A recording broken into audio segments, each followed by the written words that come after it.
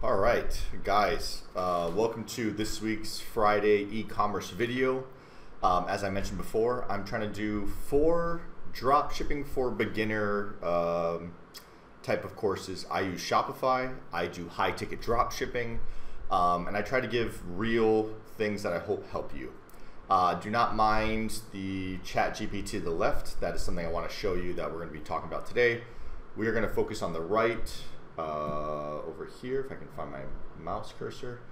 As I mentioned, I showed you March where I made $190,000 in sales. I then showed you April. In last week's video, if you haven't seen it, I talk about how I basically screwed up a really good month for me usually by not answering the phones and stuff like that, where I made $47,000. As you can see, back in May, done with the travel bug, trying to tackle things again, handle things correctly. And as you can see, $167,000 in sales. To hop into this, what I want to cover today was a couple more tips, okay? And one of it's actually going to bring it to chat GPT. So what I'm going to do is I'm just going to hop over to this person's site. I don't know these people. I just chose this product because it's $599 and this is something I considered selling in the past. I never have, but it kind of meets my high ticket price of at bare minimum $500, and some go as high as $3,000, $5,000, $7,000 depending how big you're talking, right? So the first thing I want to tell you is this, to me, like, I guess we're going to cover 2 things. The first thing I want to talk about is when you are uploading products, you're going to get a very, very basic description from any decent supplier. I think that this is one of those. This is literally, I think they actually copied and pasted this Newware product categories have something for every part of the home. They offer a wide range of compact appliances. The Newware thermoelectric 250 count cigar humidor comes with the OptiTemp to heating and cooling, blah, blah, right? This to me just screams that they copied it from the Excel sheet they got from this Newware supplier and they pasted it here. They did add something down here a little bit to try to like why to buy from them. That's actually a pretty good little selling point, I think, to try to build some trust.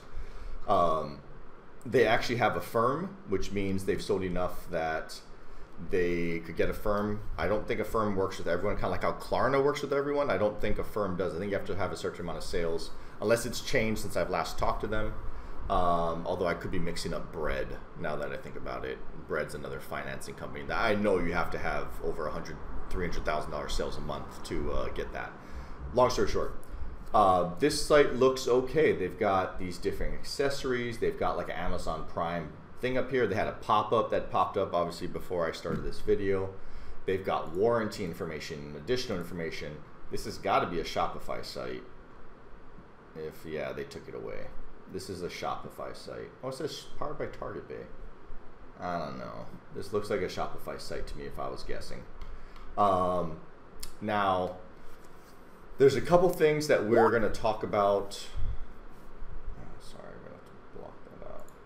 There's a couple things we have to talk about in terms of getting higher conversion rates, but what I want to touch on is ChatGPT to start. So with ChatGPT, as you know, you can buy the API, pay per like word or whatever character.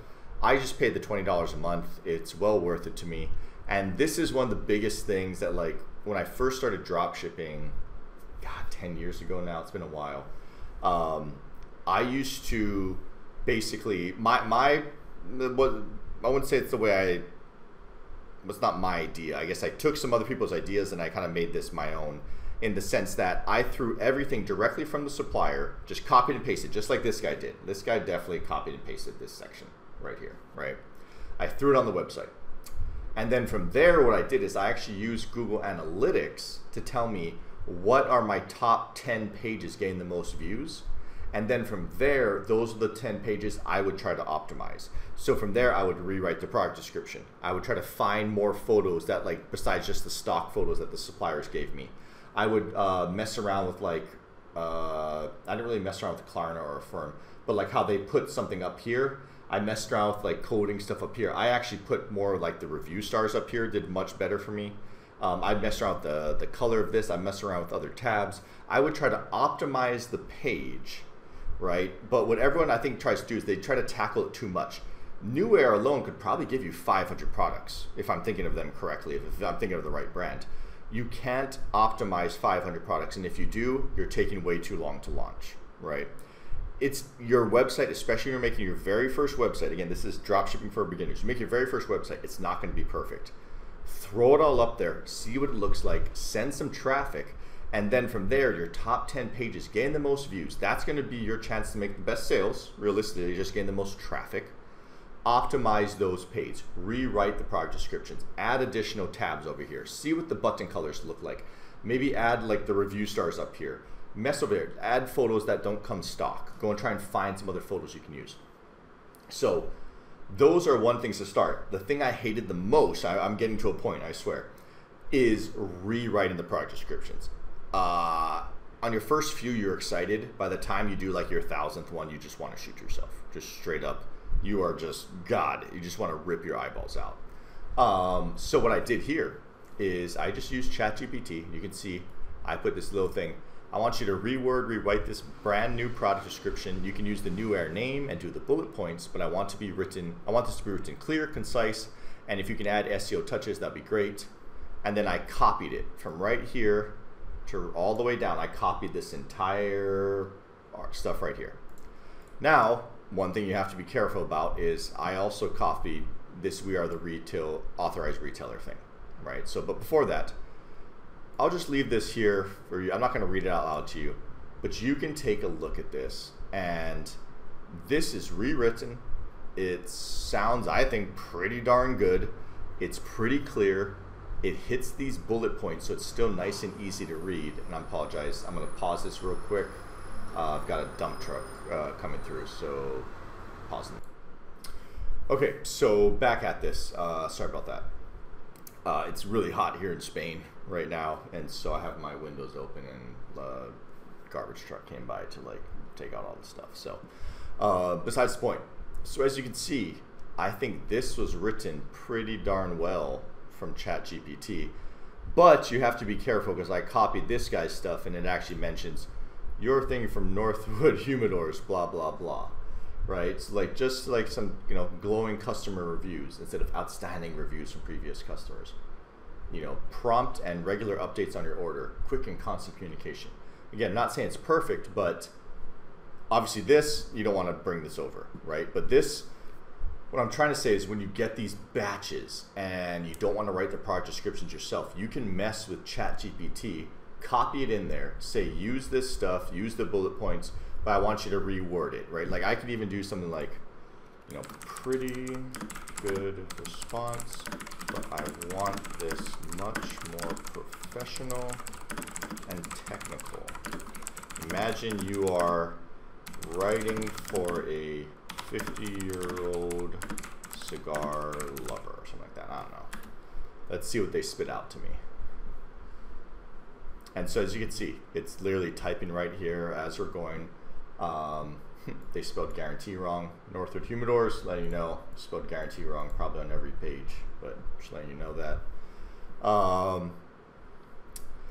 And yeah, you can see they already started using bigger words. If I'm not mistaken, I don't think they used bespoke. Yeah, so before, because I said more professional, more sophisticated, whatever words I just used there. Before it was saying a heating cooling system specifically developed to maintain your cigar's true essence.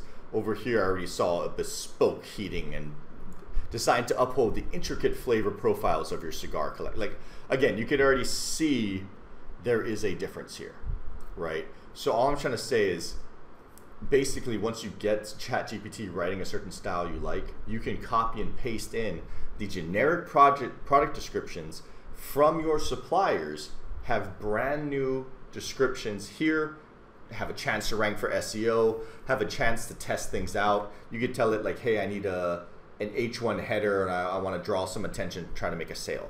Whatever you want to do. I just wanted to show there's many other ways to use ChatGPT in e-commerce. This is just a very simple one that solved a really big pain point for me when I was starting out. The thought of me rewriting 1,000 product descriptions drove me insane. I at least slapped it up there, copied and pasted as it was, and then I use Google Analytics to see the top 10, top 20, and rewrite just those. But I know a ton of people who like won't launch until every product description is written, and it's just never going to happen. Like, it's never going to be perfect. You're probably wasting your time because you're probably not even writing them correctly. Long story short, this is a very easy way to use ChatGPT to get your first dropshipping store launched faster, to redo some dropshipping pages, stuff like that. So yeah, I wanted to at least throw that out here first. Now, I think we have a little bit of time. I wanted to touch on just a couple things real quick that have always done better for me. What am I trying to say? They've always done better for me conversion-wise, okay? And again, I'm not trying to pick on Northward Humidors. I actually think for this guy's site, it's actually not bad. He does a decent job.